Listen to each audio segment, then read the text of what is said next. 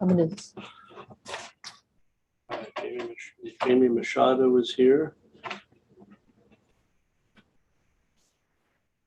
Tachi, TPFYI. Bernadette Condon.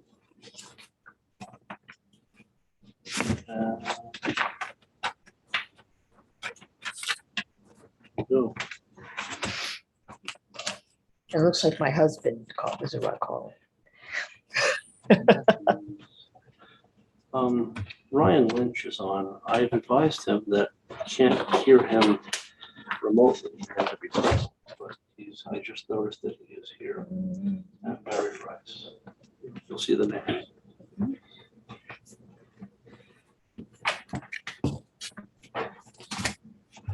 Okay. Do they know they're off the agenda? I've advised him of that, but I see that he's on the call. Hmm. Guess they Do we go want to back on. straighten that out before we start? So he's not waiting. I told him I would put him first if he showed up, but we can't hear him remotely. We require the applicant to be present, like the rest of us. And which one is that? Mr. Lynch and Lynch and Mention Tom. Moran. Yes. Hi, good evening. Good evening.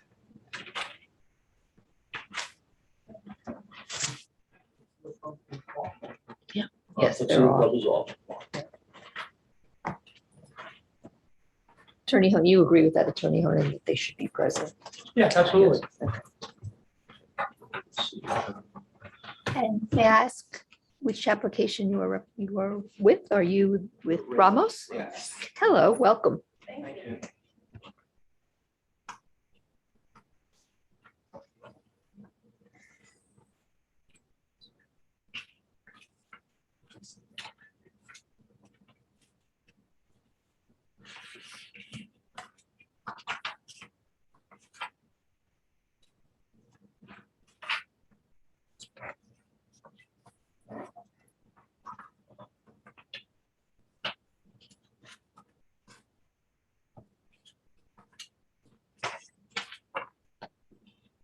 Mr. and Mrs. Ramos, what are your first names? So I can put- And Evelyn. Okay, thank you.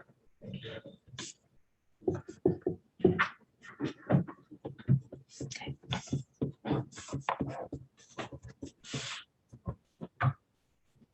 Okay, everybody's in and we're being recorded. You're Okay. ready.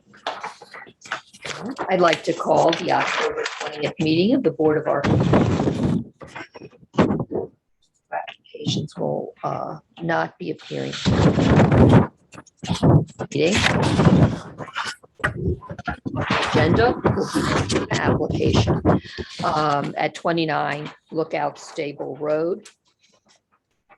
The applicant has been before us before. Mr. Pern is proposing to construct a new two-story single-family dwelling with an attached three-car garage, indoor pool, and rooftop deck on a presently undeveloped acre parcel of property, possibly 4-acre property, right? On 29 Lookout Stable Road. Just as background, the village board has approved the cutout for the driveway on Lookout Stable Road and the septic system. The Orange County Planning Department has expressed no concerns and approved the application. The planning board approved and issued a decision on October 13th. And in accordance with the site plan powers delegated to it by the village code, determined that the final site plan complements the character of the community, and that approval of the final site plan is in the interest of the public health, safety, morals, and general welfare. The planning board has designated the limits of disturbance as noted on the final site plan as the maximum appropriate buildable envelope for any proposed structures. The planning board finds that this maximum appropriate buildable envelope took the following into consideration: conformance with the applicable zoning regulations of the village, parking, means of access, screening, location and dimensions of buildings, adjacent land uses, and physical features meant to protect adjacent land uses, stream removal, extreme slopes, utilities, orientation of the structure on the lot, tailoring to the natural terrain, overdevelopment of the site, given the physical and other environmental features of the site, proximity to roads, adjacent structures and neighboring properties, visibility of the structure, and appropriateness with the village's National Historic Register of Historic Places designation. Specific conditions which affect this bar are 3, which is what will be our focus this evening. Their condition number 3, this approval is specifically conditioned upon the subsequent approval by the Village Board of Architectural Review as to the design and architecture of the proposed residence, landscaping, specific siting of the residence, and other structures within the maximum appropriate buildable envelope as shown on the plans identified and approved by the resolution of the planning board, and any other matter that is within the jurisdiction of the Village Board of Architectural Review. Their number 4, any lighting fixtures or intensities of lighting that may be noted, including or referenced in the otherwise approved plans, not approved by the planning board by this resolution, by their resolution. And they had to be secured from the village, from us. And finally, number 11, any trees in the area of the proposed septic field that can be safely removed shall be replanted on the site. Those were their conditions, and our focus will be largely on those aesthetic and landscaping, lighting type issues this evening. And I would ask the public who wishes to speak to limit their discussion to those when we get to that point. So now we're going to continue to review our guidelines. The public has been notified in the course of their review, has sent in a number of letters which will be included in the record. We appreciate your letters. They have been given due consideration. We don't discuss them outside the meeting, so you may not hear a lot, but believe me, we have read them in great detail. Persons present who have provided letters may feel free to read their letters into the record themselves, but it is not the village board's and board's procedure to read them for them into the record. Please keep in mind our parameter of review. The public will be invited to speak later on in the discussion once the applicant and the members of the bar have had a chance to discuss the status of the application. I'd like the persons present at the meeting to know that this bar has taken a site visit since the property has been staked in order to appreciate all of the comments that we have received and the applicant's proposal as an introduction to this evening. And at this point, I would like to invite Mr. Perna and his consultants to take control of the screen, show us what they have, what their latest plans are, what has changed since the last time they have been before us, and then we can entertain comments from the bar.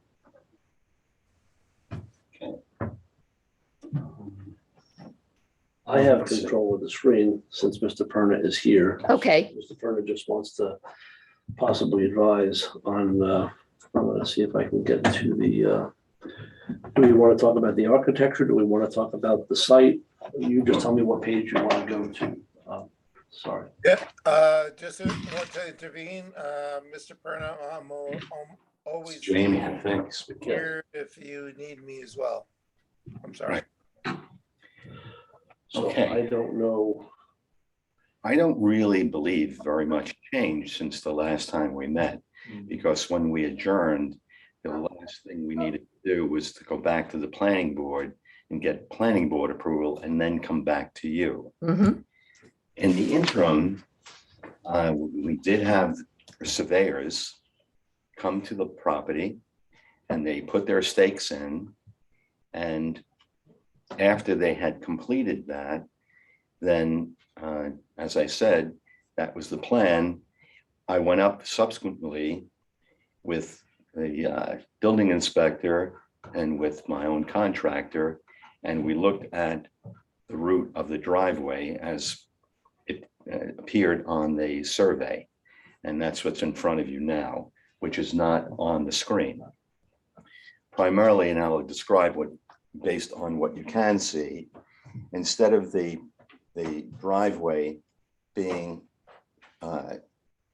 more adjacent to the property line, it's moved now about 20 feet into my lot, away from the property line, on what appeared to be an old wood road that had already been cut, perhaps maybe in the other century, maybe 2 centuries back. We don't really know, but it's definitely was a built structure that was existing on the property. By using that wood road as opposed to the road that you see on the map, and just envision it, if you looked like at the left border of the driveway as it's proposed there, that's where the new driveway will be, approximately, maybe even a few more feet in. And so, again, it looks like a very long driveway, and because of the fact you have to have a driveway that can achieve a 10% slope in order to be able to make the grade, that's why the driveway is as long as it was proposed here. However, if we use the existing road, we still will be able to make the 10% slope. And the good part about it is, as is indicated here, we save 8 trees in the process. And the driveway becomes a little bit shorter, a little bit tighter on that curve. That curve is not as leisurely as it's appearing here. It's a little bit more acute, but compared to some of the roads that we have in the village, I think it's really not even a hairpin. It's more relaxed than a hairpin, and as it's proposed here. So your goal there was to save those large 8 oak trees? Yeah, we had those beautiful trees there, and really, because the old wood road didn't have any trees on it, it just has those invasive species, those devil's walking sticks and other things on there, which all have to be removed. All of that has to go, along with ailanthus and other things, Southeast Asian species that are in the cul-de-sac area there. That's all of that's got to A go. lot of wisteria over here. Yeah. So the goal here is, when we're coming into the property, all of those invasive species will be gone, and we'll be left with the beautiful oaks, and there are some maples in there. And there are a couple of trees that do have to come down, but the trees that are coming down, for the most part, using this route, are the trees that you'd want to take down anyway, because they're not healthy trees. There are some trees on the property that have already fallen over. There are logs lying on the property here and there. All of that obviously will have to be cleared up before we move in. But that's primarily the only real change that we had since the last time we met. And I think it's a good move. We even take advantage of this rock that you see in the picture here in this drawing, because that's where the road will be going, and that'll become part of the embankment. And so it helps actually to have that big rock there. So it helps to hold the embankment together. That'll be there. And that's it. As far as putting the road in, it will require a cut and a fill, which most roads do. And the cut and the fill are basically equal to each other. So we're not anticipating having any excess material left around. So we'll be able to move the material that's there and just put it into the fill areas. In the beginning, as it first comes in from the cul-de-sac, there's a bit of a fill area there. And then as you go up, then you start getting into the cut area, but we'll be taking some of that out and putting it back into that curved area so we can bank it. So when you're coming down the hill, particularly in the winter, if you have a nice bank on your road, you're not going to wind up sliding into one of those oak trees or the big rock. One of the questions from the people writing in letters was about the nature of the driveway. Could you clarify what it is? Is it cement? Is it gravel? Yeah, we're going to use gravel. And I want to replicate the same colored gravel as the outcrops that we have. And so it's debatable whether, if we wind up with a lot of excess rock, which I don't think we will, we probably wind up putting it into the embankments. But if we do wind up with some rock, maybe we'll actually send that out to be crushed and just bring it back. I'm not certain until we actually get through the excavation. I'm not going to know whether we've gotten a substantial amount of rock where even it pays to go and send it out. But if we're going to put in the gravel color of the gravel will be basically the same. And I'm hoping to be able to buy it locally. So it'll be from the same local formation gravel, the granite that we have in the area. And we'll put that into the driveway. And we're hoping that we'll get to see a sample of that when the Yeah. time comes so that we can, Yeah, we'll provide you with a sample of that. as the project proceeds. Yeah, and so that's primarily it. And the idea is that the house too will kind of, the gray that you use, you reference the light gray, that Right. will match the gray Right. granite Exactly. outcroppings, right? Right. As best we can. Right. There was another and maybe misconception with some of the letters that came in, thinking it was a white house. Some of the images read as white, Yeah. and that's why I asked the Yeah. question. Right. Yeah. So it's No, it's going to be more of a grayish. Yeah. Right. And again, we would also expect to see a sample of your treatment on the outside of the house Right. that you're calling light gray. Right. It's Venetian plaster, but you have another name for it. Well, it's in the trade, it's Venetian plaster like. Like, Okay. well, for an It's a outdoors. Because as Mr. Letworth pointed out to me 2 months ago, yeah, in Mediterranean areas in the world, you can build with that material and it won't deteriorate like it would here. But what we have here is a material that looks like Venetian plaster. They actually call it Venetian plaster in the literature from the installer is telling me this, but it has a resin base. It has all the same ingredients that Venetian plaster has, but it has resin built into it. So that makes it inert, I guess, for And it temperature. won't break down fluctuation. and it'll be more waterproof. Right. And so it won't. Enhances adhesion. Yeah, so it holds up better in the weather. And also when it's all done, then they coat it with a resin coating. Mm. So that holds it and it's guaranteed for 5 years. So you have to do it every 5 years though. Really? You've got to put that coating on the building or you lose the guarantee. Mm. So they will continue to guarantee it as long as for another 5 years, as long as every 5 years they come back and do it again. But, having had a stucco house, the house that I have right now, there's always repairs in stucco that have to be done anyway. And so, again, it's a beautiful thing, but it does take some maintenance. So you really have to keep on top of it. So, Calcera marmorino, as they call it. yeah. And you will be That's a little, providing us a that's a sample. little bit pink in the Mm. picture. It's hard to tell. And- That's yeah, why we and want to so see it. When we get to that point, when they actually, like you were saying, you'd like to see a sample, Mhm. usually when they do this, they give you a fairly big sample area. I think Mhm. the manufacturer says it's got to be like 4 feet by 4 feet. And you put it on there before you put it on the wall. So you make sure that the client understands what the effect is going to be before you wind up putting it over the whole building. And then you got to start all over again. So we're really going to have to look at it in the lighting that's there too. That's why they make that panel to see what it's actually going to look like. And so But again, that's the to come process. back, Yeah. Your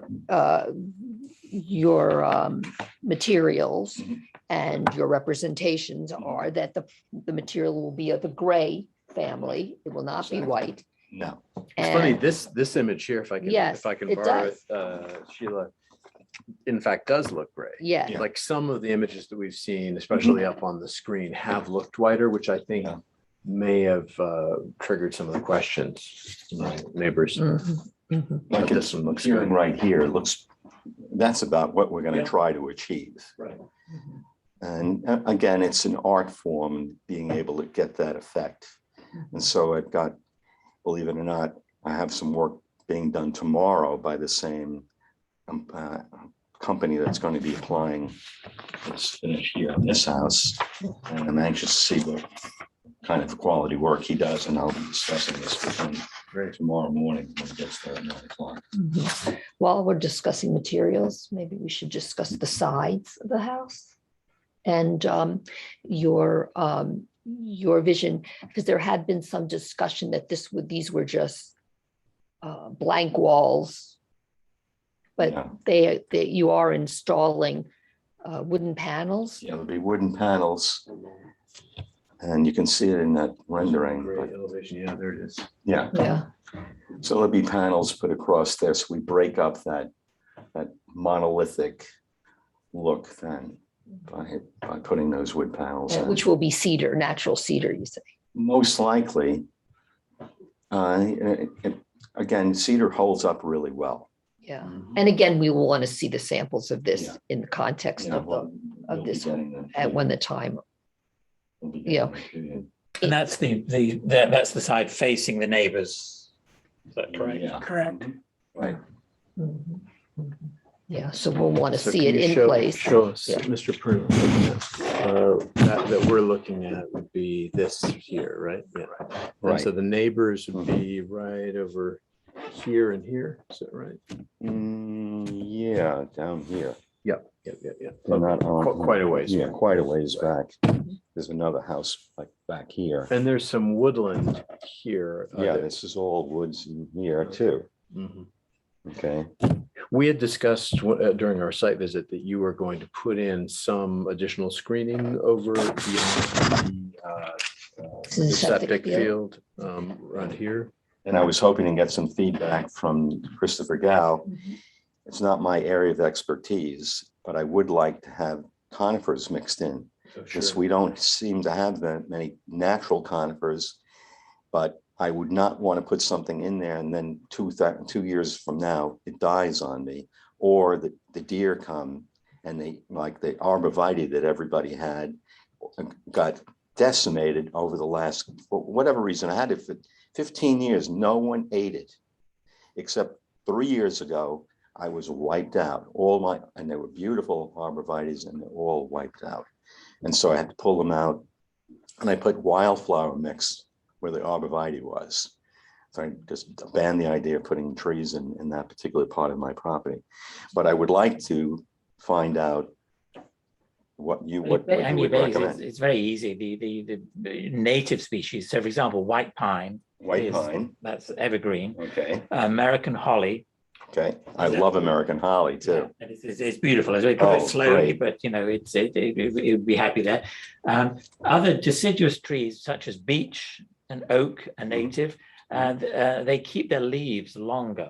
So often during the winter, especially the younger beeches, you still have all this wonderful golden brown leaves intact, which is great because it's very important, obviously, for the environment, but also for a screening. It's very clear the elephant in the room is, from all the letters that have come in, of the modern nature of the house is making people uncomfortable. And we can get to that style issue in a minute. So once we finish with the trees. So obviously the importance of trees and screening is crucial to respect the neighbors so that they don't necessarily have to see your house.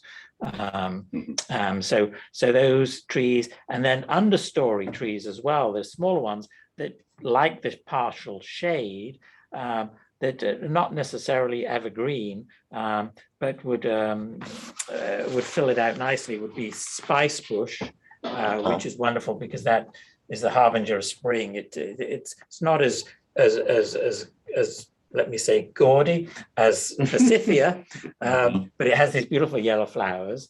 And then witch hazel as well has some beautiful flowers as well, and that has beautiful leaves and arching branches, and is a great understory tree. So the combination of all those together would be beautifully natural, appropriate. It wouldn't stick out like a suburban screened sort of a screening of vegetation. Planted naturalistically within there would go a long way in acting as a natural screen for those that are not into contemporary architecture, that, you know, their sensibilities won't be so rattled.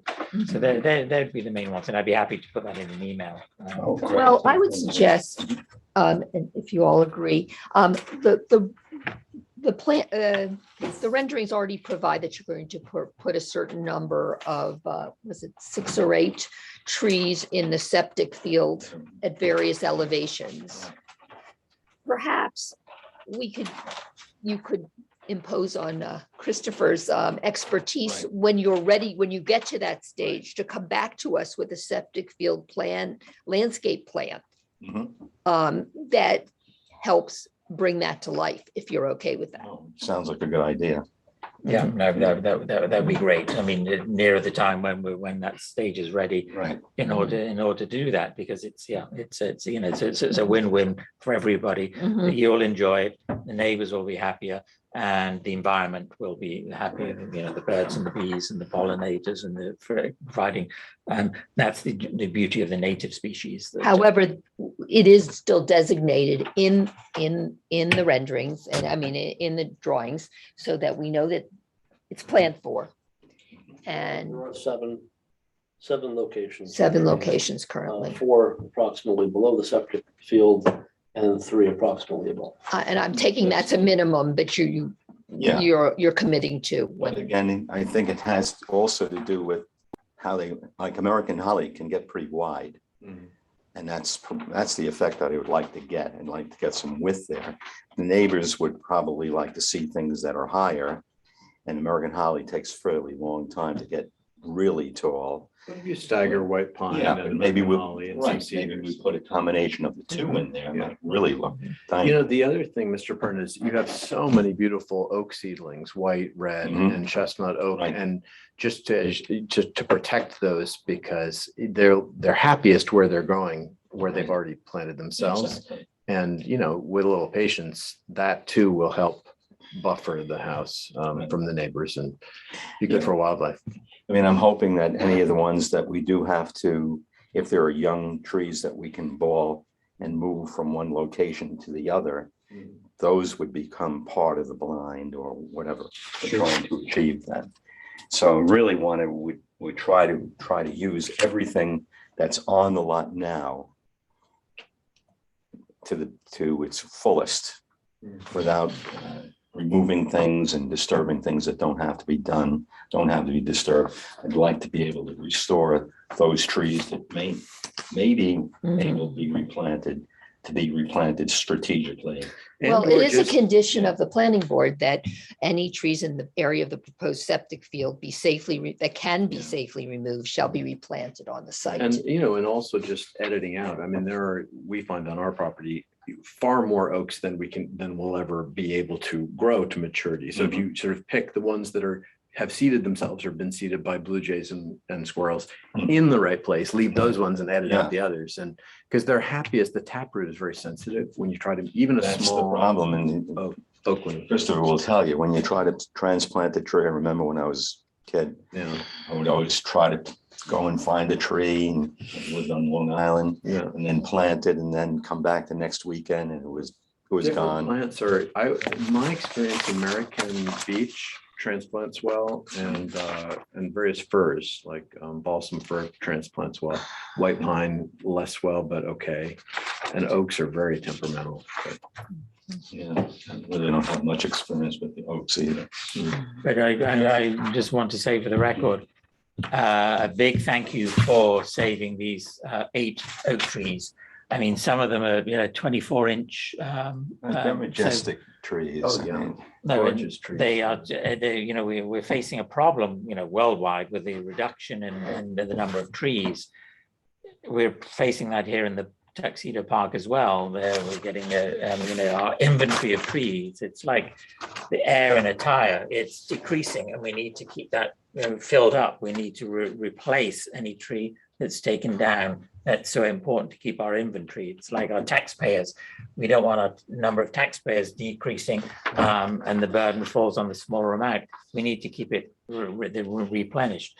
So this is great that you've been able to save these oak, and specifically oak trees Mm. are outsized in their contribution to the food and habitat and the well-being of our robust, healthy environment.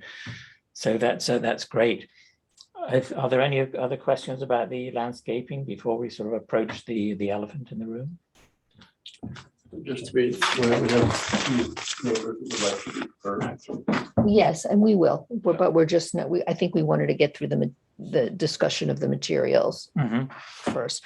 And I just wanted to point out in the guidelines, and I know that we'll have a lot of discussions that in some instances here, we are not using, Mr. Perna, we are discussing using non-natural materials, which the guidelines in some cases discourage, but do not prohibit. But I would point out some of the language in the guidelines, which provides, even in the introduction, that the purpose of the guidelines is to encourage respect for our historic design heritage over time, while simultaneously allowing flexibility for positive innovation and a variety of architectural styles. In addition, the guidelines are a set of ideas intended to define a direction to positively influence those who design projects in the village of Tuxedo Park. And we can go through each of the materials, and I know that there's some opposition to some of them, and I welcome our neighbors to bring out their concerns. But just because new design is being proposed, it's not antithetical to the park or to our historic designation. So with that said, I know we've been looking at the, And if I can just. Oh, please, go interject ahead. Very briefly, and not to be a broken record to you, but it is very commendable that this new neighbor of ours is projecting a carbon neutral in use, not in the building of it, but in the actual year-to-year use of the house, and it's running. That's a really exciting thing. It's something that I think all of us would like to see more of everywhere, and to see it in our community is, for me as a member of this board, very exciting. And I think if that doesn't call for a certain flexibility in terms of materials, I don't know what does. Mhm. I would point out that you don't see any stacks. You don't see any propane tanks in the backyard. You don't see any compressors outside of the building, because all of those mechanicals are inside the mechanical room. And so it's nice, clean look. The landscaping can go right up to the building. There's not going to be any obstructions there, like usual house this big would have 3 or 4 compressors outside. And none of that, because everything is in the ground, and those pipes that are bringing the cold water from the ground, the 55-degree water, which is always 55 degrees all year round, gets brought into the house. In summertime, that cool water will air condition the building. And then in the wintertime, that heat that's in that 55-degree water will be extracted and then used to heat the building. And then the cold water gets pumped back into the ground, and you don't see any of that from the outside of the building. Of course, in the inside, there is quite a jungle of plumbing to make that happen. And also there's going to be a radiant floor that, if it looks like a jungle, that looks like 2 octopi with a number of branches that come off of that, all the different controls to be able to control all the zones that are in that slab. Understand. So, And we've been That's with you a separate. few times, and you've explained a number of these things to us. I just want to make sure we cover what's required by the planning board. We have discussed the septic field, and we will be brought back, have a landscaping plan brought back at the time, but there is a marker for trees and cover. Lighting fixtures have also been brought up, and we have discussed these in the past. And I don't know if you all want to discuss these, but you're using 16 outdoor lighting fixtures attached to the fixture, attached to the house. back to the house. Yes. You say they're energy efficient, modern outdoor LED wall light casts light onto the house. It can go up or down. Right. Not we- out. But not out. Well, this says up or down. Well, we prefer down, but again, it won't be seen for the most part, I don't believe anyway, from. And certainly not from the neighbors. From the point of neighbors, view. I'm saying. Yeah. Yeah, and they're 17 inches high. And we went through this once before, but I'm raising them again. We've already discussed this with this 5-watt incandescent bulbs. They're not very bright, 62.4 lumen light output per fixture. And they're very simple, modern fixtures. They are, I think, aluminum. I'm not certain what the metal is. to tell you the truth. Cast aluminum construction and a silver finish, Yeah. it says on the sheet. With that, does anyone have any other discussions they want to have before we allow those present who would like to speak to have an opportunity? Good. Okay, John, who would like to, well, let me first say that we did receive some letters that will be put into the record from Inga Ryan, Gruderich, Barry Pace, Lily Newhouser, Sally Sani. I think a second one from Barry Rice, from Barry Rice. And I believe he's here with us today. He may wish to speak. Is there anyone else I'm missing, John, that will be included in the record that wasn't, we've already included some from the last. Wrightsville did submit some comments, Okay, and one of the neighbors. right, I have those as well.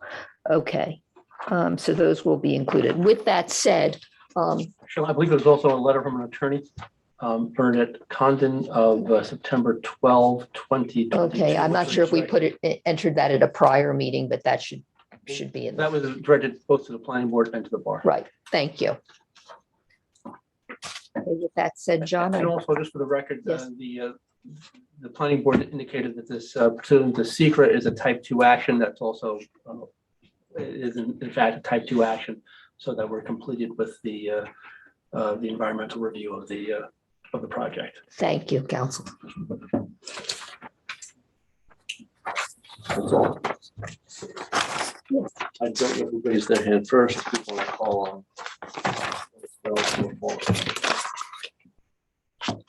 Ms. Tachi? You're on mute. There you are. Hello. Hello?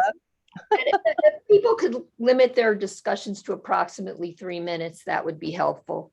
Thank you. Thank you very much. And hello to everybody tonight. Hello, Mr. Perna. I'm just a little bit confused about the driveway. How does that differ from the discussion we had at the planning board meeting last week, or does it differ?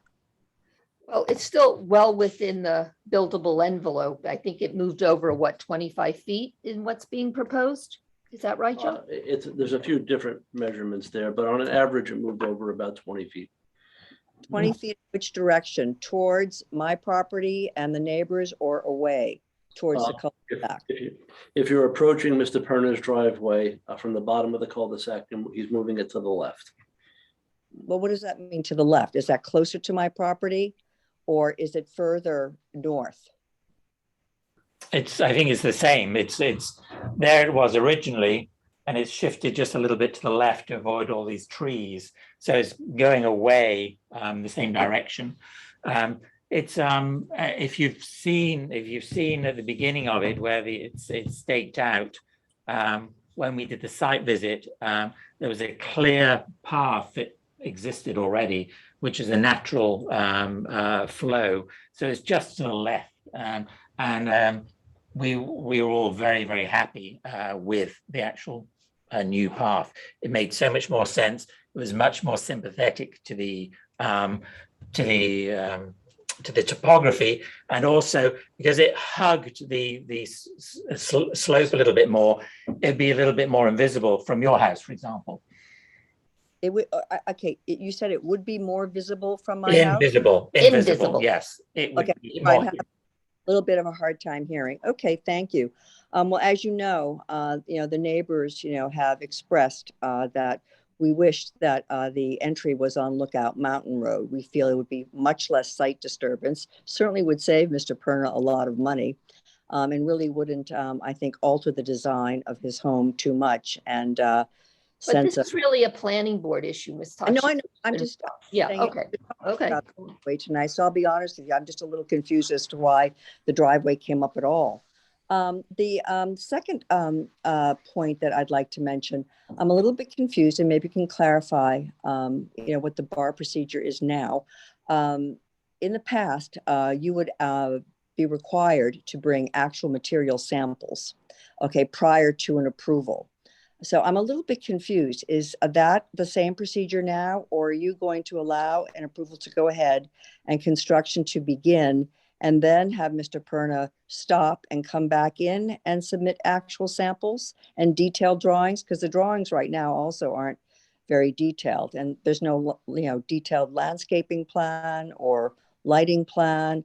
So if you could just clarify the procedure, I'd appreciate that. I think the detail's pretty clear at this point, but there are we often, with regard to stages of new construction, allow the evolution of the construction to continue. And then as it becomes ripe and as it's ready, we look at the samples, the homeowner is willing to stop construction, have us take a look, make sure it's in keeping with our approval, and continue. We don't feel that just seeing a bag of gravel at this point, or would be all that helpful, or seeing a small slab of paint. Yes, please. Excuse me for a minute. Yes. When my home was built in 1985, nothing was approved until all the materials were presented to the BAR. They had to show the siding. They had to show samples of the windows. They had to show samples of the roof, samples of the bricks, the whole 9 yards. And I don't know why this is being relaxed. This town is, I think, let me finish, please. I'm the neighbor. You're on the board. You're not living next to this house. This house is a total reversal of how this town was built. It's Can we let totally Mr. Otochi finish first, 360 Mr. degrees around. Reisfeld, before Yeah. we allow you to start? I understand you're very concerned and you're displeased, but Ms. Tochi has the floor. Sorry. And then Sheila, it's Tachi, but don't worry, my whole life everybody's mispronounced my name and my Sorry last. about that. But that's quite all right. But anyway, I'm just concerned because I think that, it's very misleading to just look at a small paint swatch, and I think that, you really have to, in my opinion, see an actual sample. I mean, actually on the lot next to Mr. Perna's lot, there is a large 8-foot long, or 10-foot long stone wall sample that Mr. and Mrs. Standowski had to submit, prior to approval. And, this is, a radical departure, as far as design goes for the neighborhood. It will irrevocably, I think, alter the character of the neighborhood. And I just really think that I think it's just very hard, to approve, something like this without seeing the actual samples. I also think that it runs into the territory of a dangerous precedent. I'm sorry, but I've been in the design and construction industry for 4 years, and I'm not saying that Mr. Perna would do something like this, but there is this overriding mentality of developers when they're anxious to get their construction done. They have this sort of ethos that it's easier to ask for forgiveness than for permission. And You're finished. Yeah. no, please take that the right way. I just really think that, this is, such a new radical construction in the park and in the neighborhood, that I really think that you should see the actual materials, color, the lighting fixtures, a paint sample, how it's going to look, because it sounds really interesting, the paint, process that he's using, quasi-Venetian plaster and you could really simulate, in my experience, the look of actual stone if understanding the procedure to be what he is describing. And I really think it's important to see all these actual samples before approval's given.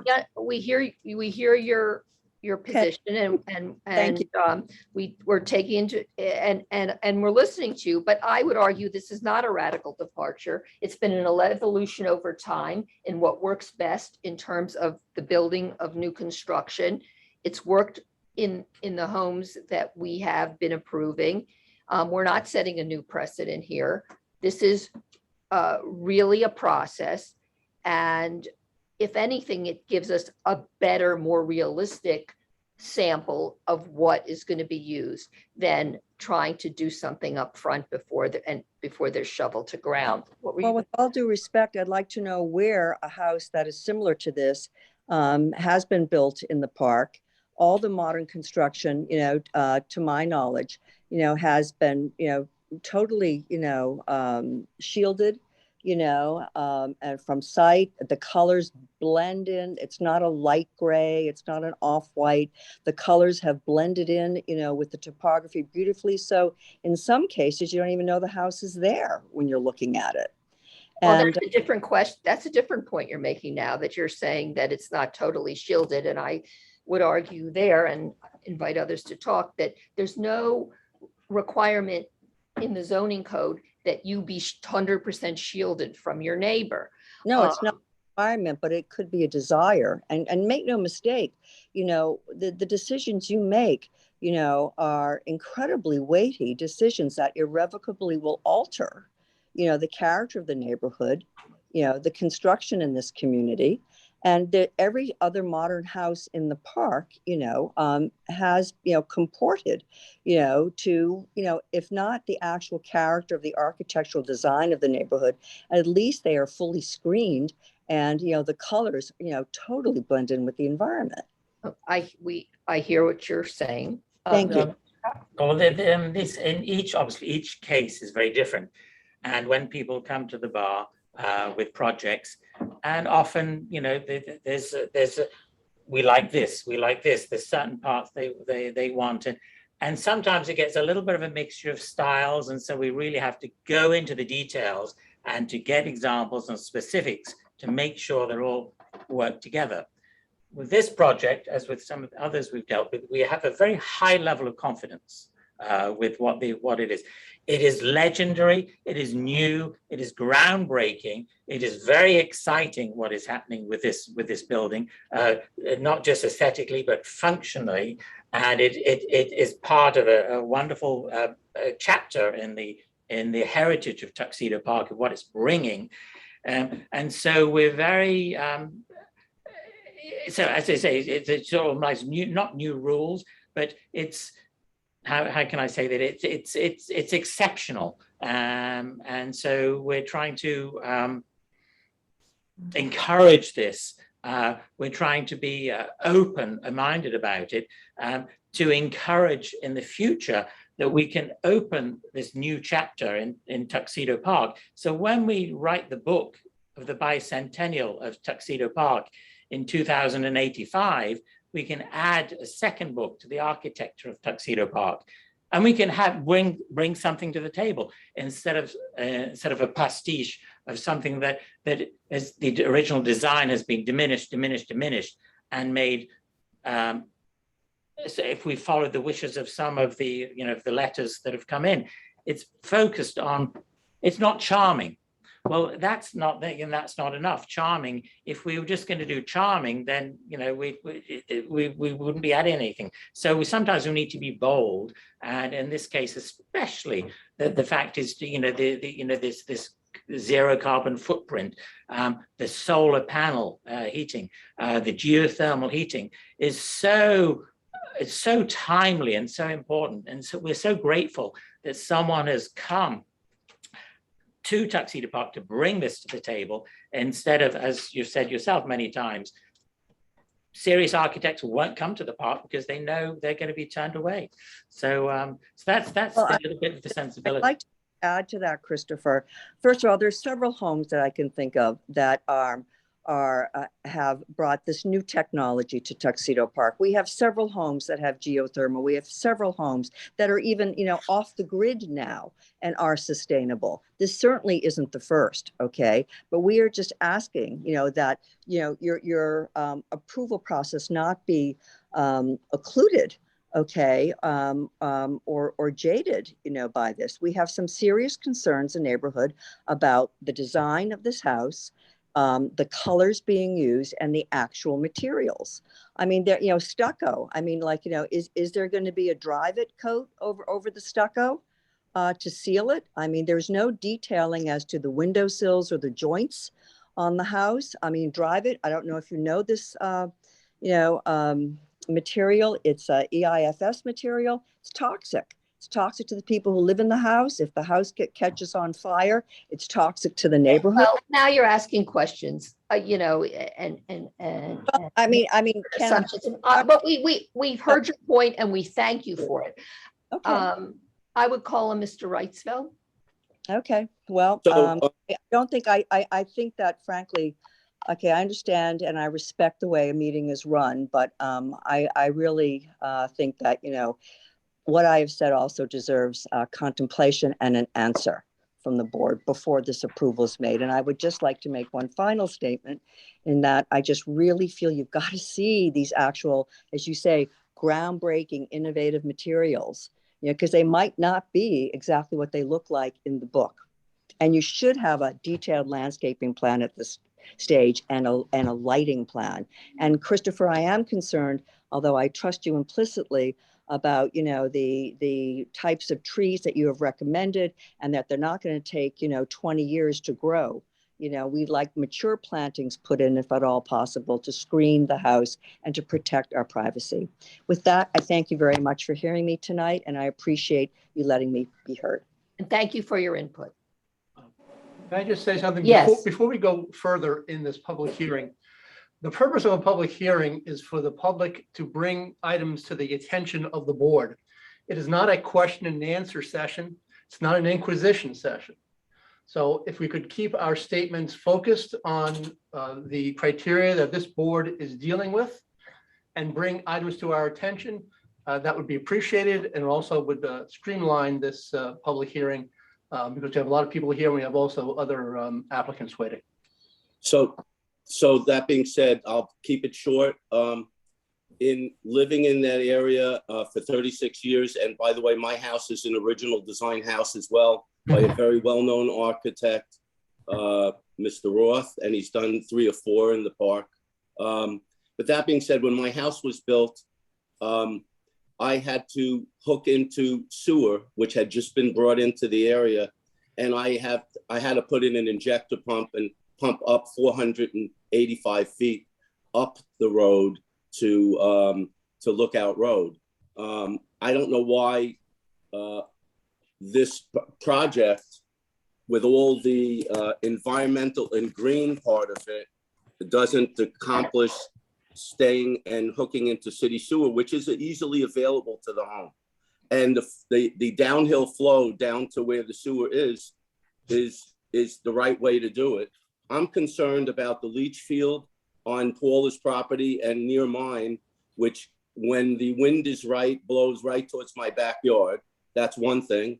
I'm concerned about the shading of the house.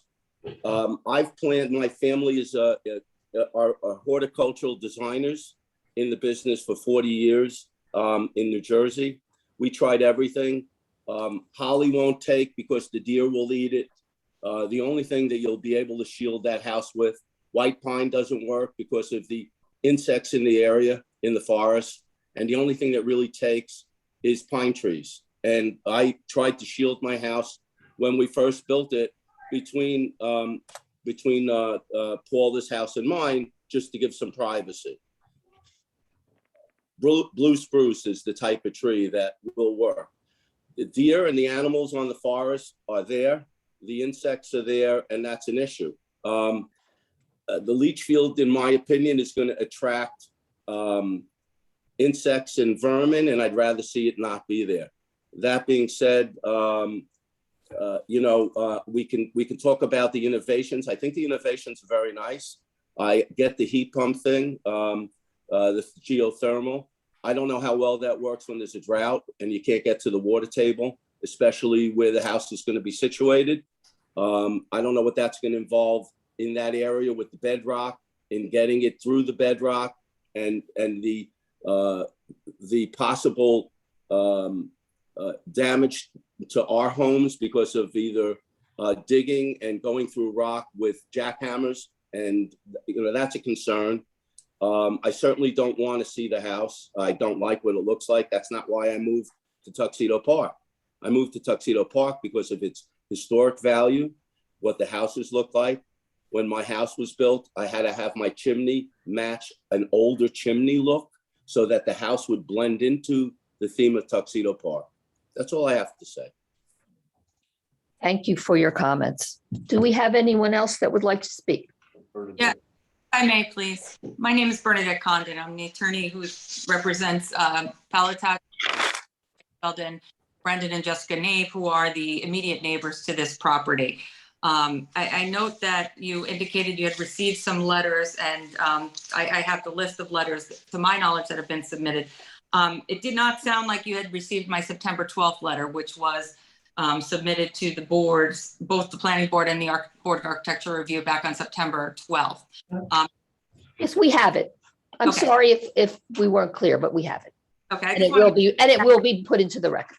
Thank you. That is indeed part of the record. Okay, thank you. I won't reiterate what Ms. Tachi and Mr. Reitzfeld have said, but I will elaborate a little bit on it. Obviously, the design of this house is a big concern to the neighbors. That's been made clear.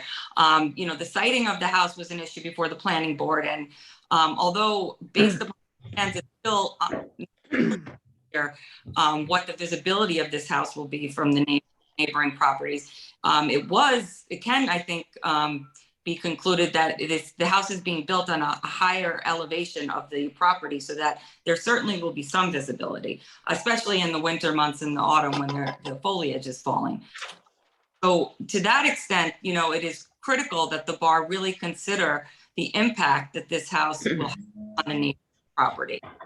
In terms of site, the enjoyment of their own property. And I understand, the guidelines are there as guidelines, but, they're there for a reason. As Mr. Reitzfeld said, this is a historic community. And that's the reason that these neighbors moved here and purchased here.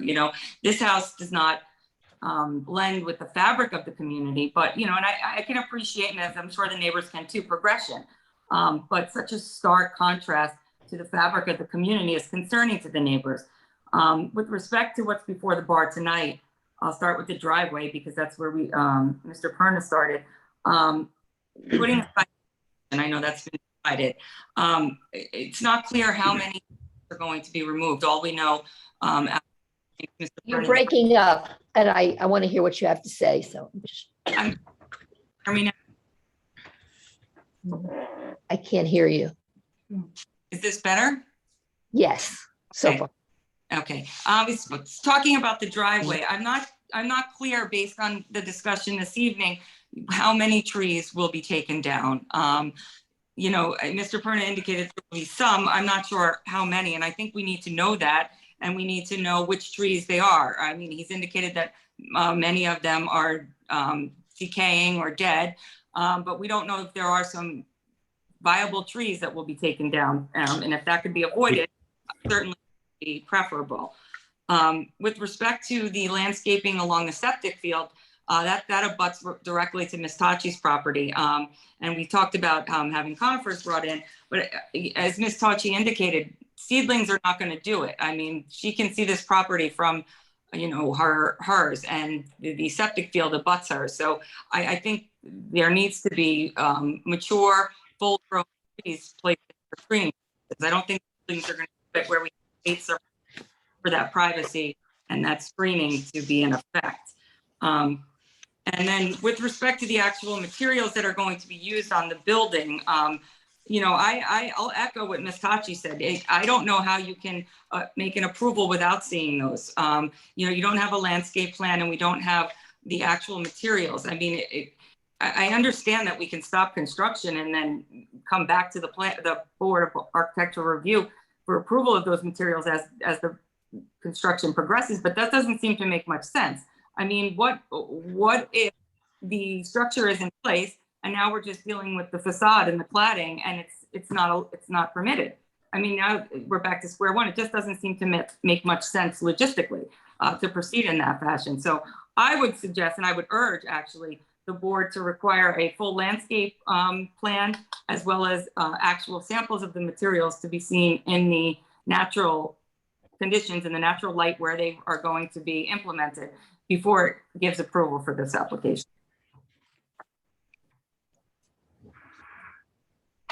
Yeah, I could, George, should I answer? Yes, Or- please. You may. So I think with the new, the driveway was redone, the plan was redone this morning. That's unfortunately why you probably don't have it in front of you. We have it here. And so instead of, I think there's 1, 2, 3 trees now. No, how many's They're taken? going to be removed. Oh, 3 that will be. 3 trees now are going to be removed versus 8. Right. So it's versus 11. I think it was versus, Oh, okay, well, including- so there's, yeah, so 3, to answer your question, 3 trees are going to move. And not only a question of number, but the ones that we urged Mr. Perna to preserve, and he kindly has in this new revised plan, are exceptionally large caliber, mature, healthy, good oaks. And the plan is here and is going to be signed and if approved. The as far as the landscape plan is concerned, the beauty of this is that it's respecting this landscape as much as possible, and so it's not like a garden and that sort of landscaping. The whole purpose, as we understand it, is to be at one with Mother Nature, inside Mother Nature. So it's more putting back any damage that is done, is repairing any damage, as opposed to a whole huge landscaping and changing of the landscaping. The plan that we understand is to keep the status quo, but And to remove invasives. as I understand. to remove To invasives remove- and add to it for screening. And obviously that screening aspect can be done on the neighbor's side as well. We encourage you to plant on your own properties as well, which, we have to wait with this because of the construction, but feel free to start landscaping on your side as well if the site of that house is going to be upsetting to you. And one last thing, Ms. Condon, I just wanted to stress, when I, You need a detailed landscape plan done by a landscape architect. I'm sorry, Paula, I was just, This- I'm sorry, I was just speaking. Paula? I'm sorry. Who? Just interrupted me. Oh, This is who- Rob. This is Rob Oh, I- McQuilkin. You were I was in the speaking. middle. Thank you. Ms. Condon, one thing I also want to stress, now that Christopher is finished, is that no one is suggesting that seedlings are going to be screening from the neighbors.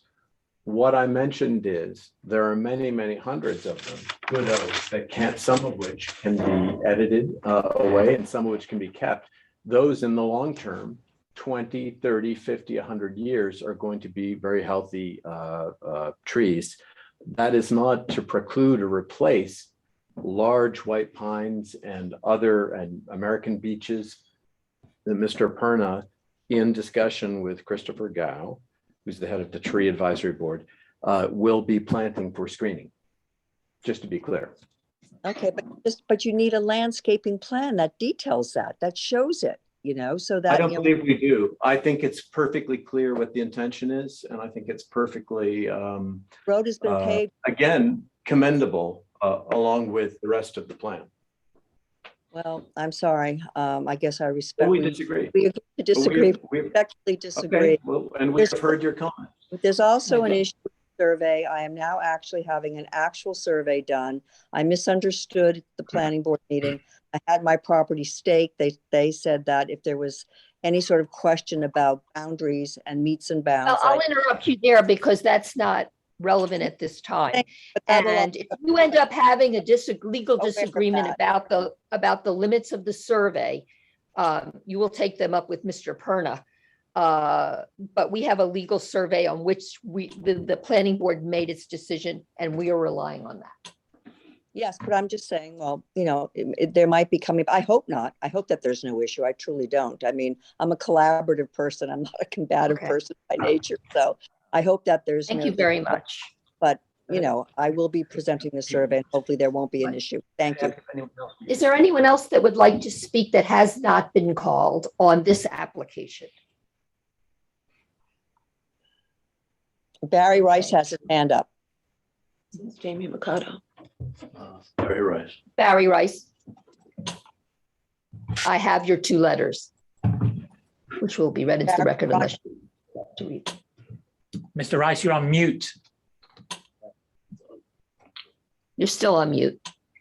There we go. There you My go. apologies, I have a lot of background noise, so tell me if you can't hear me, please. We can hear you. You can hear me? Thank you. Yes, sir. So my main concerns are twofold, and I think I'm not repeating what's already been said. Number one is there's never been a clear, accurate representation of what this house will look like with view from the ground on the neighboring properties. The renderings that were given were not detailed renderings in context. So that's a statement. There are many ways to do this, to achieve this, but the neighbors have not been given the opportunity to make an evaluation for themselves of the visibility of the house. So I'll leave that alone now. Number two, I just want to reinforce the fact that in the design guidelines, having actual material samples for the BAR committee to review prior to giving approval has been the precedent as far as I've been involved in the BAR, and for good reason. Now, you might have changed that, and that's fine, but I just want to put it on the record that this is an unusual process to go through. And the last thing I want to say, and this is very brief, is Mr. Pern is using a material that, I've been doing this for most of my life, and I won't say how many decades that is. I've never come across a stucco lustre or a Venetian plaster that's used on the outside, and I'm very interested to find out what this material is. But my question is, what is the substrate for this material? What does it put upon? Is it isocyanate insulation, so you use each, or is it a traditional stucco base and then the Venetian plaster put on top? That's just some technical issue which I'd like to understand because I've never seen Venetian plaster used outside. And also with Venetian plaster and with stucco, there are always joint lines to allow for expansion on facades. And these are usually a fundamental part of the design of the building to show these expressed and they're not shown on the floor. That's all I need to say now. Sorry, could you repeat the last point? About the Yes. joint lines. Stucco lustre, stucco or drive-it always has a grid of control joints to accommodate differential movement, expansion of the underlying structure differentiated from the stucco surface. So to stop cracking and control cracking, there are a series of joints that are usually expressed about 10 feet on center vertically and horizontally. I don't see any of this expression on the building. And my question to Mr. Pern as architects and designers is, will these be shown at some point for the BAR to review and to comment upon? Because there'll be a very dominant part of the expression of this architecture when you start to see these joints.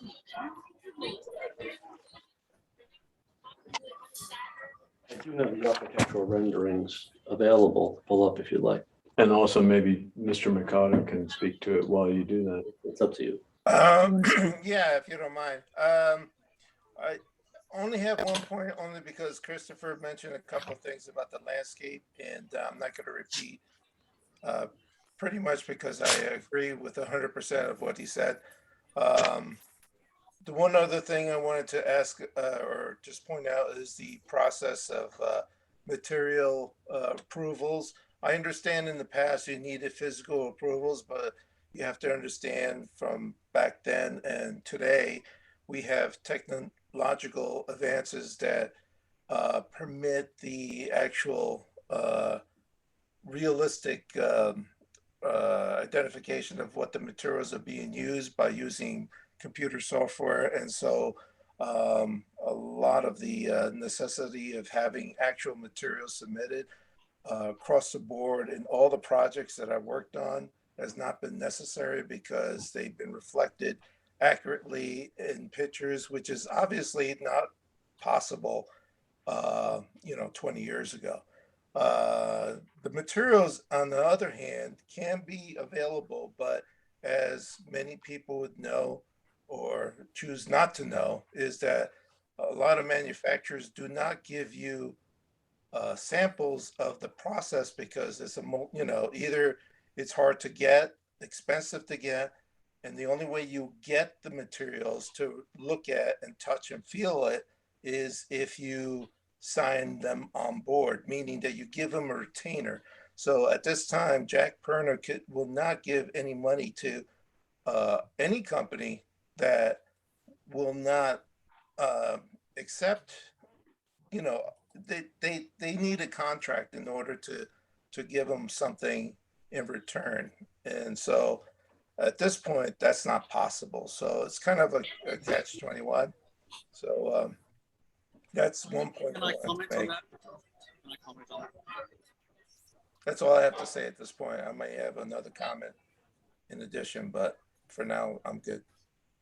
This isn't meant to be a debate. I think Correct. that It's we not. have assessed If the. anyone needs to bring something to this board's attention, please do so, but otherwise, let's move on. Mr. Rice wanted to comment. Yeah, comment. You make a final comment, but we'd like to move on. I understand that you'd like to move on, and I respect that. We believe your comment have I am been. constantly in front of boards like yours in Manhattan, community boards, etc. Material boards are always required when landmarks is involved. I know this isn't a landmark situation, but the fact that things can be done digitally has never foregone the need for having material samples approved at this level of presentation. That's just for the record. Real life experience. It's expected by developers and house builders in most areas to provide these samples. Thank you. Particularly if they're new materials that haven't been seen before. Thank you very much. With that, is there anyone else that's speaking on this application, John?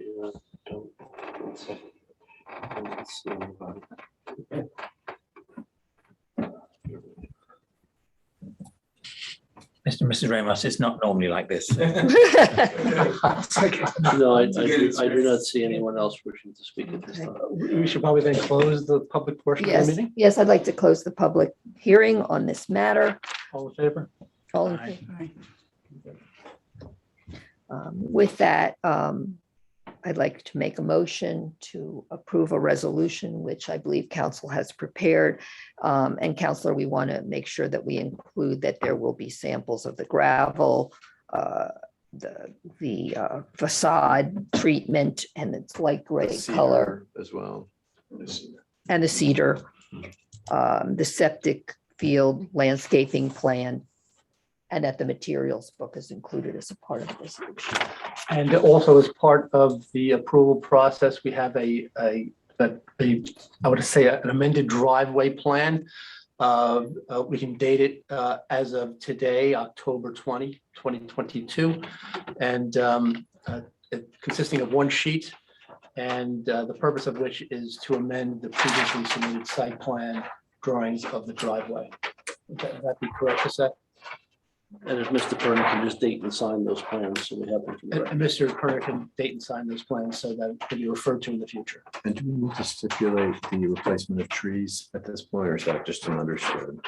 I think that It's already on That's the, okay. That's it's in the drawing. With that being said, I don't have the, okay, so how do we want to handle that? so you could make a motion. to Yeah, I'll make a accept, motion to based a- upon all the comments that were just made with respect to the conditions and the extra submissions. Right, And it's also based upon the submissions that are now before and in John Ledwood's office. Do we have the date of the last revised on those plans? we have what's in the planning board. For the planning board, Yes, planning board, As referred to in the planning board resolution of October 13, I believe. yes, yes. Date of approval, October 12. correct. Is there a second? Second, All in favor? Aye. The proposal passes unanimously. Thank you for your consideration on this one. We can now move forward to the Ramos application.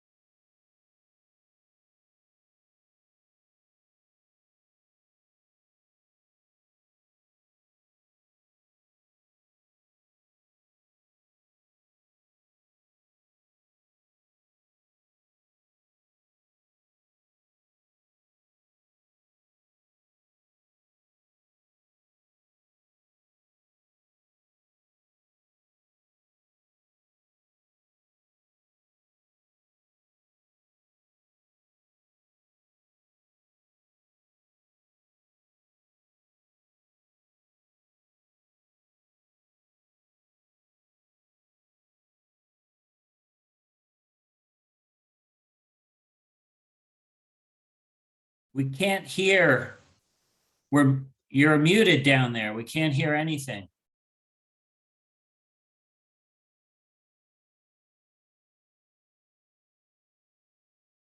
Hello?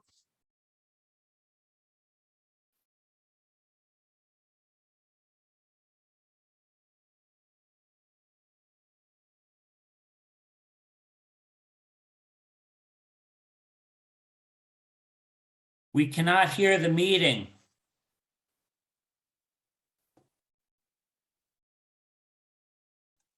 Yeah, I lost sound too, Jake. Thank you. It's back, but we heard nothing since the start of this discussion.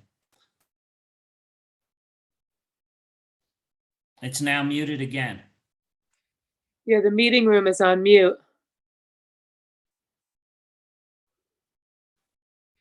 I'm going to send John Ledwith an email.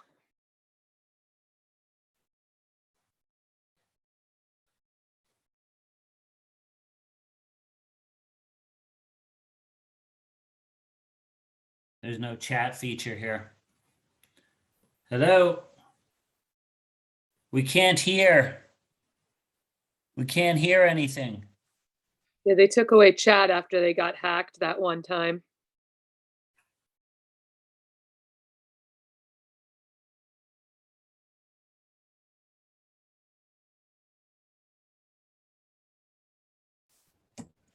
Oh, there you go. There you go. Hear us now, Jacob Matthews? You can hear Now- us, yeah? We can Yep. hear you, thank you, but we haven't heard anything since you started the Ramos application. We understand, and we're rolling back the We'll tape. rewind. We'll We're going start to start again. again. We're going to start from scratch. Welcome, Mr. Ramos. Take two. With thanks.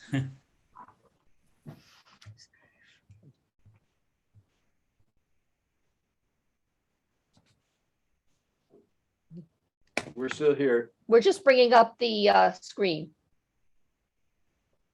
Okay, Mr. Ramos, Pretend we didn't can hear you any hear of us, that. Mr. Matthews? Yes, he's on mute, but I think he can. Yeah. Okay. Okay, so. Yes. Very well. So just for the exterior of the building, as you well know what exists there now, so we're gonna install a 1x6 cedar material. And it will be allowed to weather to its natural finish, no coloring at all. The windows will be all wood with a black exterior. And the roof that was replaced in 2007 will be replaced with the same material, just a shade difference in color. It's a gray finish now. It's going to be somewhere closer to the brown family. And doors, the garage doors will be removed that have probably been there since 1910. And new windows will be installed to replace those. And I think that's basically it on the whole exterior. Can I ask a couple of questions? So you said 1x6. This is reading as clapboard. Is it clapboard material? In other words, a long? Yes, like and clapboard. Okay. And have you ever considered cedar shake? Is it now cedar shake or what is it now? No, Oh, no, what is it now? It's a shingle asbestos material, Oh, but it is shingles. but it's a shingle. And you don't like the shingle detail. You prefer Well, clapboard. it's actually in many places, it's worn out. Oh, It's dangerous. No, I totally understand the need to replace it. I was just wondering whether you would ever consider replacing it in kind. I think for some reason I was led to understand that you were going to replace it in cedar shake shingles on the elevation. Yeah, as no, it's opposed to- gonna be a 1x6. Could you see how wide that front is? Mhm. I mean, it's just preference. I have the cedar shingled on my house, a Mm. 22 lookout, Mhm. which is nice, but this is just a preference. Okay.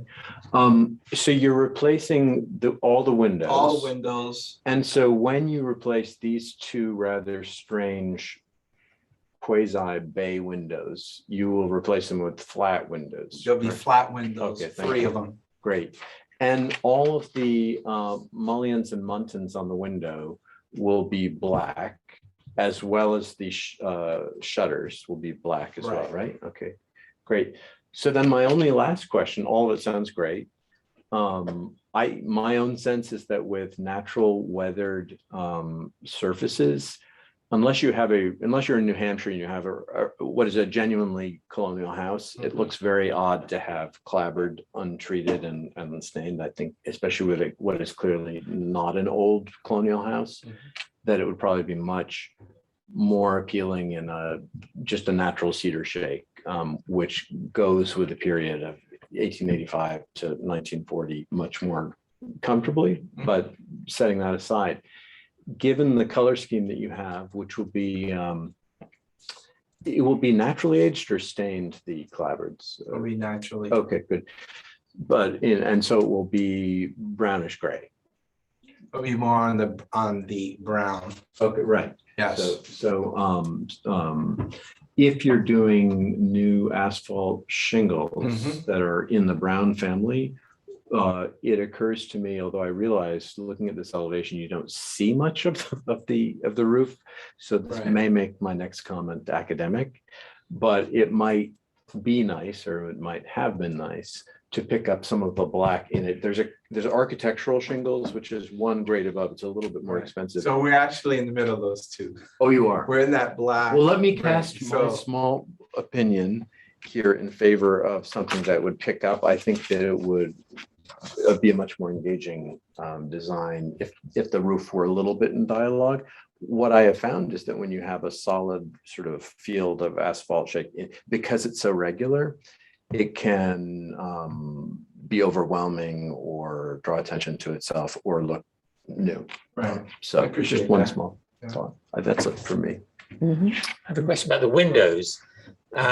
There's the divided light windows, but then there's sort of like a little, is it a letter or is it, I'm not sure what it is, whether it's a label.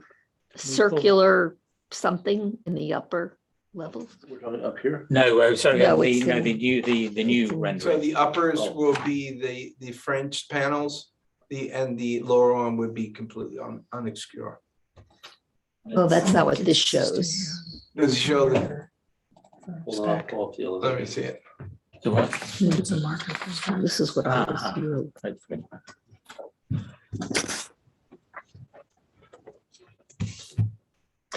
Oh, yes, I see. No, so the bottoms, I'm sorry, the bottoms would be just a panel, and the uppers. So the design is wrong.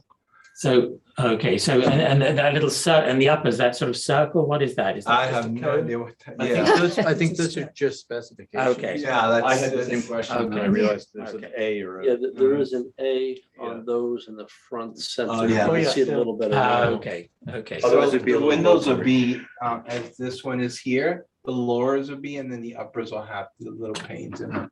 Oh, so they're not gonna do that. That's just Divided for the light. benefit of our understanding. That has nothing to do with the design, right? Yeah. But they're not fully divided light. They're gonna be divided light on top and not on the bottom. Oh, I see. Is that what you're Uppers will saying? Be divided to lowers. Or not? Frankly, I think that's nice. Yeah, and I'm I just, think I'm that's just an saying. It's actually, I copied it from one of the other neighbors. There's several other homes are the same way. Well, I think otherwise it looks slavishly, like you're slavishly trying to create a colonial effect. I think this is nicer for the period of this village, Mm. doing what you're doing. Thank you. And this is the challenge when you're renovating a house and adding new things. It's so much more difficult than maybe starting from scratch when it's all homogeneous. So these little details, as I'm sure clearly you're aware, are the ones we need to home in on to make it. Sure. Yeah, to make, and so to see what worked with the neighbor's houses and looks great is a great plan. I just wanted to mention with this process that we're going through, we're giving you some advice and input, and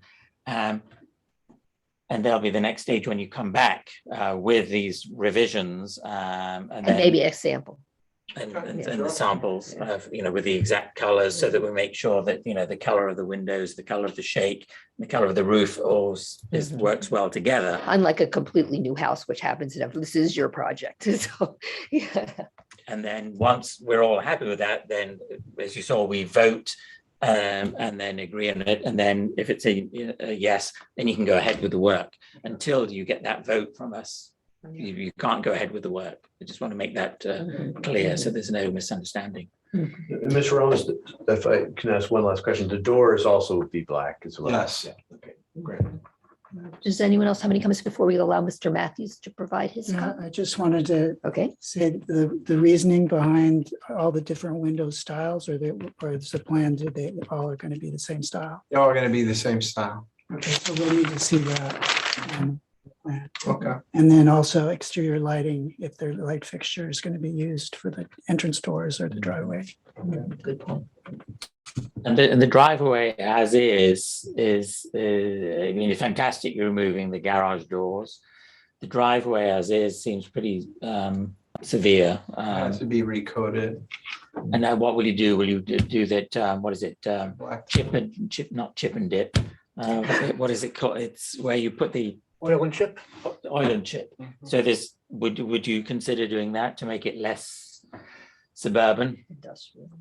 Yeah, I have no objection to that. Because it is canted down, I think it would be hard for loose gravel, but the chip and dip, which we'll just call it, we'll agree to call it chip and dip, could look very nice. It will look like a, Well, gravel. John can help truck. you, give you examples to take a And that look. would be a lot cheaper than, say, putting Belgian block or something in front, which some of the houses on that road Right. have done. Right. But that might be a nice way of making it less brutal looking as it is right now. One other question is, so if I understand correctly, the house as it is 2 units, it's grandfathered in, and that'll be how it will remain. So there are 2 different units. Absolutely. And can you just speak to how they're divided, as we're looking at this front elevation? Is it the left and right scenario or? No, so the upper level is 1 unit all the way from the left corner to the right corner. Okay. And then the other unit is the bottom. If you look at the window on the right side, that's the other unit that goes all the way to the back, from the front of this garage door to the back. Oh, okay, right.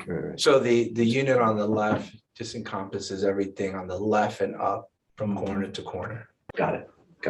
And one is much bigger than the other. One is a lot bigger than the other. And you yes. will you guys live in the bigger one and then have a tenant or? No, we live here in the park at 22. Oh, so this Lookout. is an income, This was a. income producing. This is an income So there will producing. be 2, okay, got it. But that's how it's been since clearly 1950 or whatever, yeah. And the door on the left, that's the entrance to the upper unit. And And then that garage door, if you see, that's gonna have a door right in the center between 2 windows. Is the garage currently used as a garage for cars? No. So cars are currently parking on the street. So no, so in the front, if you look at, this is the way they had it originally. The cars would always park in the front of the property. Mhm. That's the way the owners, these were the original cars. And is this the way it will be now? And this is the way, yes. Okay, got it. Mhm. So there's space for 4 cars. Right. Which, to be fair, many of the buildings on that street continue to do. Right. But I do think that doing the chip and dip More will be traffic. one way, especially because it is a little bit harsh and that it's quite intense with all the cars. Just of prettifying it a little bit, softening the effect.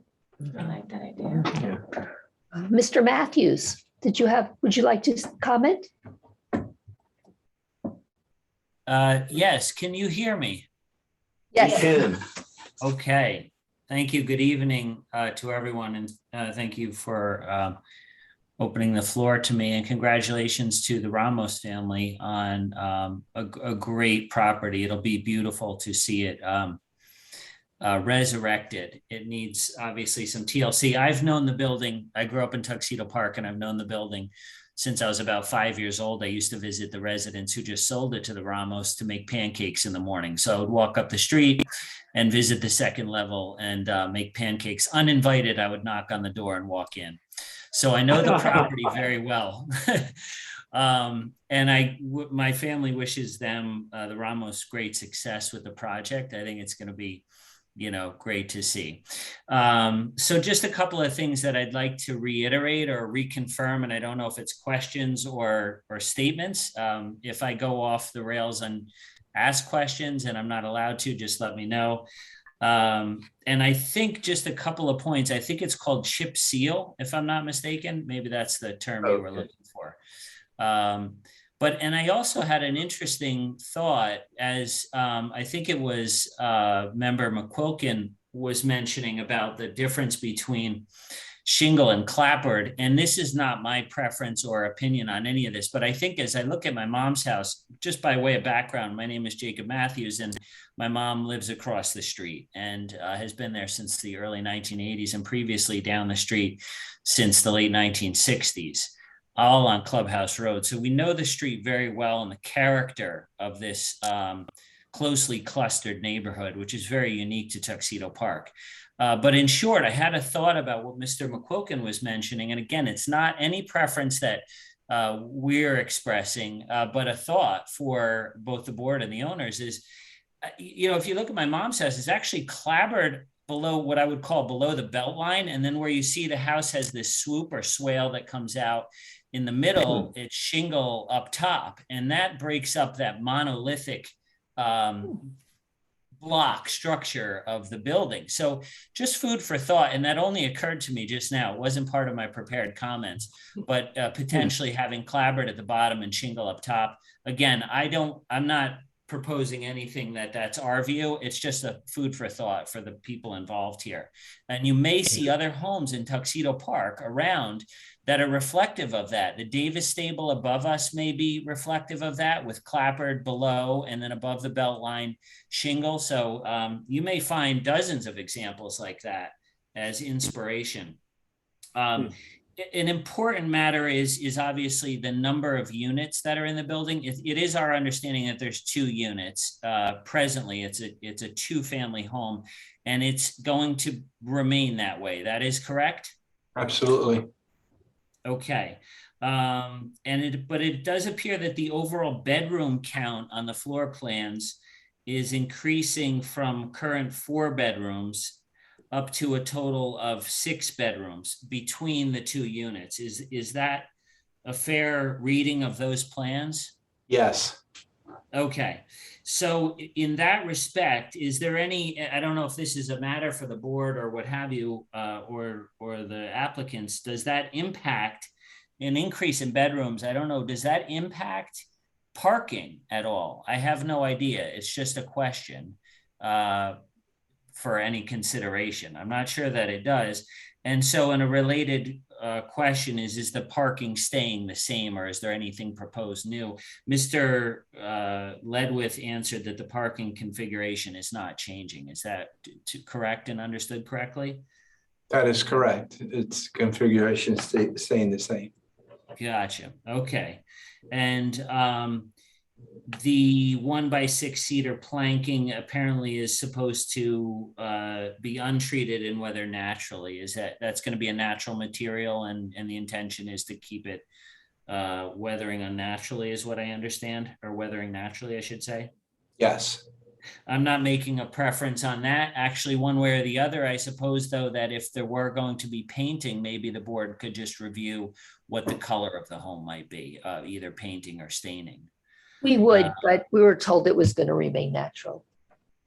And then my final point on behalf of my mom is that we just kindly request that if and when demolition or construction begins, that at the home, that appropriate covers be placed and maintained on any dumpsters, trucks, or storage containers during construction, so that any construction debris does not blow around the neighborhood or find its way onto other neighboring properties, which are closely clustered nearby. And Mr. Ledwith kindly responded that that's an understood point and would be understood by all, I hope. Absolutely. Beyond they're that, already our neighbors, so I'm sure they're going to.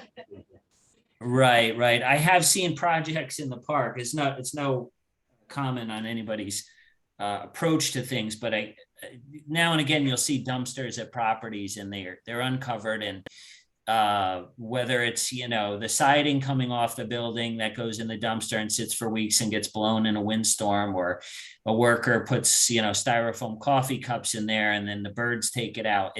You get all matter of stuff, and because we're so closely clustered on Clubhouse Road, it's helpful, I think, to have any materials that are stored construction wise or demolition materials, either new building materials or demolition materials, properly stored, covered and contained so that they don't end up flying around into all parts of the neighborhood.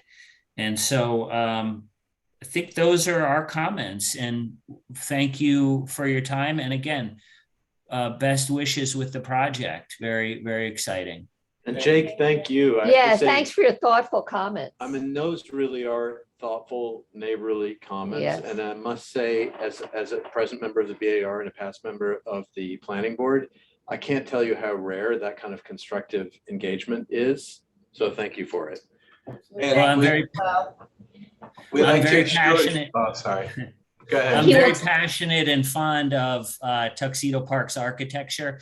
And in fact, when you have stables on Clubhouse Road and Stable Road, this is a tremendously unique, almost a heritage street within this designated park. And it's tremendously special. And I'm happy to impart,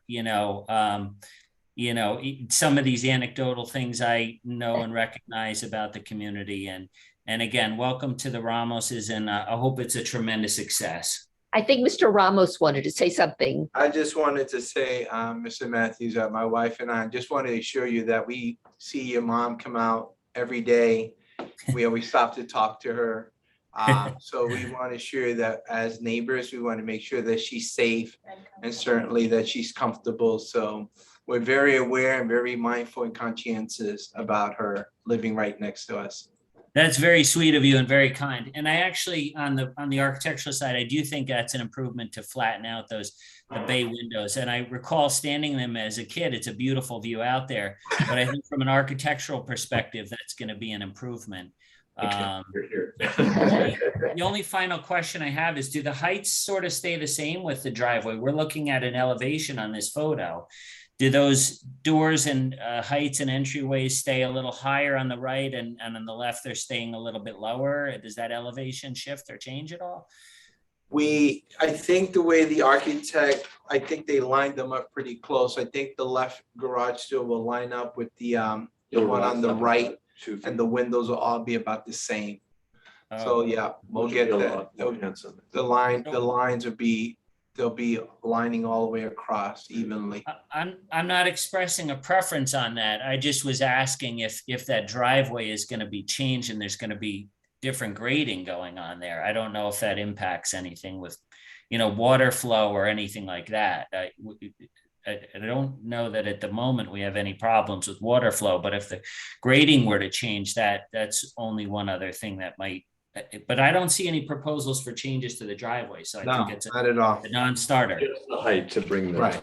Yes, yeah, should be nice. Right. Thank you very much. Oh, just a follow-up comment on the dumpsters. Yes. We had a neighbor that had raccoons because the workers were throwing their lunch in there, so the raccoons would go.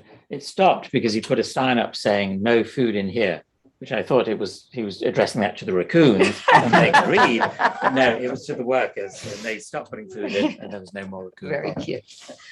Thank you so much. I do have one final question. The siding that's going to come off of that building, that will be carted away and disposed of, correct? That's going to be detritus that will leave the site, correct? The siding will not be removed. It will be encapsulated. It will not be removed. It will be encapsulated. It will not disturb it. Okay, so the existing siding that's on that building will stay on there, and you're going to go over that with your new exterior material? Because of the asbestos nature. Exactly. There's a construction want it to material fry. that'll go up 1x4s, and then it'll be the cedar on top of that. That's a good question. So then in that case, then all of the window framings and everything will come out a little bit. What about the roof line? What will, because it's not proud by more than Good point. 3 inches. So the roofer is going to extend the eaves out by 6 inches, and then we're going to bring out the construction material and the cedar by 1.5 inches. So we'll still have a little overhang. So while you're doing that, can you also get it, right now it is a very insubstantial, thin effect. Can you bring it not only out, but also thicken it? We are. It's going to be a 1x. It's going to come out 6 inches, and it's going to come down 1x4. Beautiful. So these it'll are be a also nice overhang. You've done this before, I guess. Yes. Is this your business or? I was in construction for about. Okay, because you seem 25 very, years. you know your way around. This isn't his first rodeo. Clearly, clearly. Thank you all. Yeah, Thank you. We'll see you again with samples and hopefully you can proceed. Thank you very much. Thank you. Thank For your you. hard work and good luck with this. Okay. It's going to be a great improvement to that. Thank road. you. Okay, Okay, good luck. all righty. Thank you. Very much. Good evening. Last thing on our, Evening. and the same to too. you. Thank you for your patience. The last thing on our agenda is to approve the minutes from the meeting of September 1st, September 1st. which is my birthday, so I remember clearly. The birthday girl's birthday date. Okay, is there a second? Second. All in favor? Aye. Okay. Would you like to make a motion to adjourn the meeting? I was just reading my word, Okay. so I was here. All in favor? Good night. Aye. Okay. The meeting's adjourned at 8:47 PM. Beautiful. Turn it on. Turn it on.